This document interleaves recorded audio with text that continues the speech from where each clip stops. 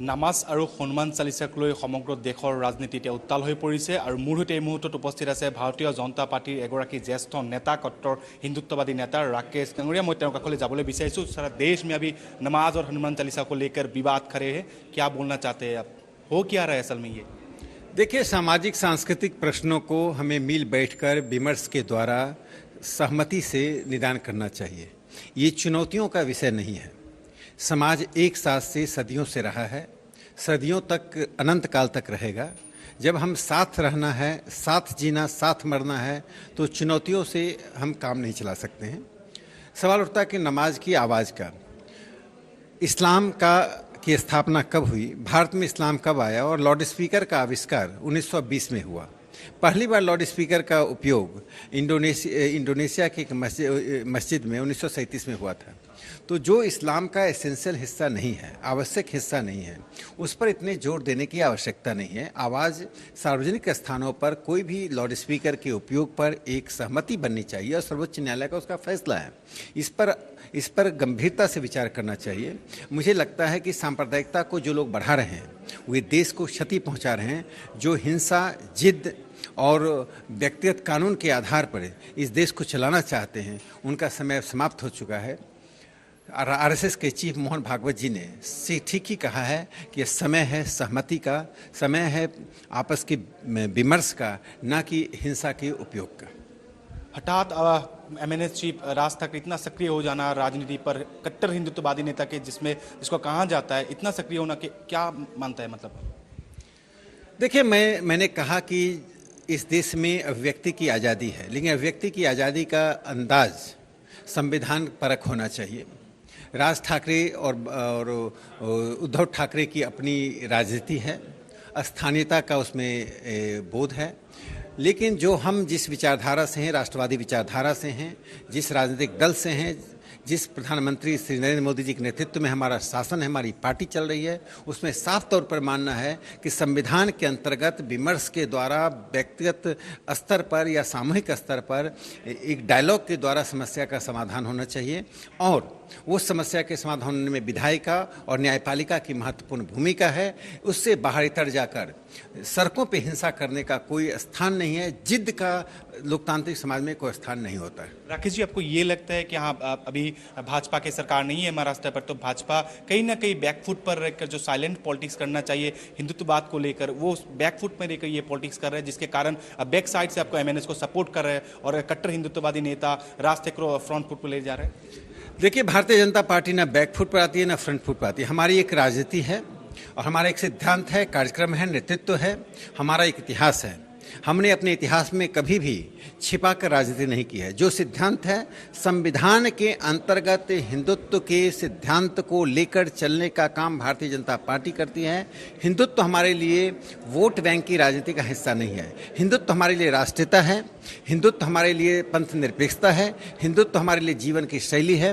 वे लोग जो इसका दुरुपयोग करते हैं उनसे हमारा कोई संबंध नहीं है। भारतीय जनता पार्टी स्पष्ट शब्दों में भारतीय संविधान के अंतर्गत सामाजिक सांस्कृतिक समस्याओं के निपटारा के पक्ष में रही है और रहेगी। लाउड स्पीकर को लेकर इतना क्या तकलीफ है जो सारा देश में भी राजनीति फैला हुआ है लाउड स्पीकर को लेकर खास करके? देखिए, सवाल लाउड स्पीकर का नहीं है, सवाल सार्वजनिक स्थानों में उस आवाज़ का है। पूजा पद्धति व्यक्तिगत या सामूहिक होती है, तो जिनको जितनी आवाज़ चाहिए उतनी ही आवाज़ चाहिए।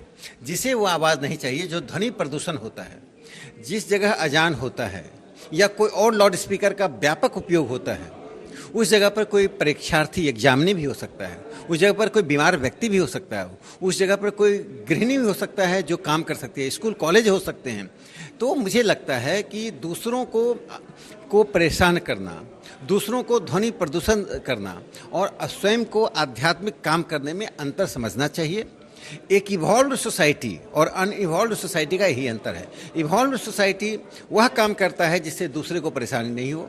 अनइवॉल्व्ड सोसाइटी, जो समाज विकसित नहीं होता है, हमेशा अपने जिद पर काम करता है। मुझे लगता है जिद का समय नहीं है, संविधान के अंतर्गत रहने का, संविधान के अंतर्गत काम करने का, संविधान का अनुसरण करने का समय है। मैं आपसे और दो सवाल मैं आपको पूछना चाहता हूँ कि अभी जो सेना, कांग्रेस और एनसीपी का जो सरकार है, इसका जो रोल रहा, अब देखें अभी तक 2 सांसद अभी तक जेल जा चुके हैं, तो जो रोल रहा, क्या बोलना चाहते हैं आप अभी ये? देखिए, शिवसेना जिन कारणों से जिसकी स्थापना बाल ठाकरे ने की थी, वे कारण अब नहीं रह गए। शिवसेना पूरी तरह से सोनिया सेना बन चुकी है।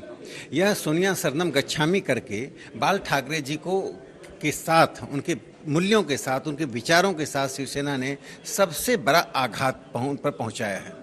जहाँ तक कांग्रेस और एनसीपी का सवाल है, ये अवसरवादी पार्टी हैं, ये तुष्टीकरण में विश्वास करती हैं। इनके लिए सत्ता के लिए देश तोड़ना कोई सामान्य सी बात है और हम इन तीनों की राजनीति के घोर विरोधी हैं। हम महाराष्ट्र की राष्ट्रवाद में एक बड़ी भूमिका रही है, महाराष्ट्र के लोगों की सांस्कृतिक योगदान रहा है, तो महाराष्ट्र के समाज में विकास की गति रही है। आज सांस्कृतिक, सामाजिक और आर्थिक तीनों विकास को इन तीनों पार्टियों ने अवरुद्ध कर दिया है।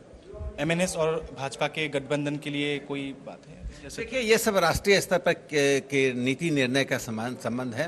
भारतीय जनता पार्टी महाराष्ट्र में एक मजबूत सशक्त पार्टी है। आने वाले समय में हमारी सरकार बनेगी, हम सत्ता में रहेंगे। इन अवसरवादी पार्टियों का कोई स्थान नहीं है। जनता समझ चुकी है और काठ की हांडी चढ़े न दूजो बार, काठ की हांडी दोबारा चूल्हे पर नहीं चढ़ती है। इन तीनों के प्रयोग को हमने देखा है, अनुभव कर रहे हैं और महाराष्ट्र की जनता परेशान है। संविधान से इतर जाकर ये सरकार काम कर रही है। पिछले बार आपको जब मैं मिला था तब मैं आप ये सवाल बोले थे कि हाँ, असम में भी माइनॉरिटीज़ लोग की बहुत जो ताकत है बढ़ चुके हैं, लाउड स्पीकर को लेकर भी आप बोल चुके हैं, तो आपको इस सवाल क्या बयान? देखिए, देश के सभी हिस्सों में संविधान लागू होता है। जो इस्लामिक देश हैं, अरब में 1921 के मई में एक रेगुलेशन निकला था जिसमें लाउड स्पीकर की आवाज़ 1/3 अजान में कर दी गई थी। अरब देश तो अरबिया तो इस्लामिक देश है। ब्रिटेन ले लीजिए, अमेरिका ले लें, जर्मनी ले लें, नीदरलैंड ले लें। नीदरलैंड में सिर्फ 5 से 7% ही मस्जिद लाउड स्पीकर का उपयोग करती है। इन सभी देशों में आवाज़ की एक सीमा निश्चित की गई है। तो पूरी दुनिया में ध्वनि प्रदूषण एक समस्या है। किसी धर्म से, किसी धर्म की प्रार्थना से किसी का विरोध नहीं है, लेकिन वह प्रार्थना उन प्रार्थना करने वाले लोगों तक सीमित रहे। वह प्रार्थना दूसरे लोगों तक क्यों ध्वनि के रूप में पहुंचे? जो व्यक्ति विभिन्न कार्यों में लगा, मैं कहा कोई परीक्षार्थी हो सकता है, एग्जामिनी हो सकता है, कोई बीमार व्यक्ति हो सकता है जिसे आराम करना है, कोई काम करने वाला व्यक्ति हो सकता है। तो प्रार्थना से यानी अजान से, इबादत से किसी को परहेज नहीं है। परहेज यह है कि सोसाइटी को इवॉल्व करना चाहिए, संविधान के अनुकूल, आधुनिकता के अनुकूल और समाज के अन्य लोगों की सुविधा के अनुकूल अपने आप को ढालने की कोशिश करनी चाहिए। ऐसा लगता है कि आपको अजान को लेकर समस्या है, लेकिन हनुमान चालीसा पढ़ाने के लिए कोई आपको समस्या नहीं? हनुमान चालीसा को पढ़ना और अजान करना दोनों अपने अपने अध्यात्म की चीज़ें हैं, दोनों में कोई विवाद नहीं है। दोनों का लक्ष्य ईश्वर की प्राप्ति है। यदि दोनों का लक्ष्य ईश्वर की प्राप्ति की जगह सत्ता की प्राप्ति हो जाए तो समस्या होती है। हमारा हनुमान चालीसा ईश्वर की प्राप्ति के लिए है, अजान ईश्वर की प्राप्ति के लिए है, सत्ता की प्राप्ति के लिए नहीं है। इन चीज़ों का उपयोग राजनीति के लिए, राजनीतिक कार्यों के लिए नहीं होना चाहिए।